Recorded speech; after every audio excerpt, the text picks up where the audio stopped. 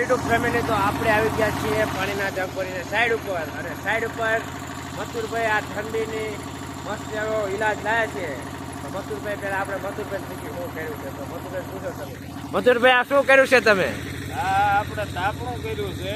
રાતે ટાઈટ ન હોય ને એ સાચી વાત છે. તો આ બધી ઘણી ગેંટો કઢાઈ નાખી આપણે બાવળની શિયાળાની શાંતિ. શિયાળે શાંતિથી ખાટલા મૂકીએ ને હુઈ જવાનું. હા ખાટલા છે ને આ તમે તાપણું જોવો ખાલી આખી રાત હુઈ રહેવાનું મજા કરવાની આ ખાટલામાં હુઈ જવાનું એટલે પછી શાંતિ.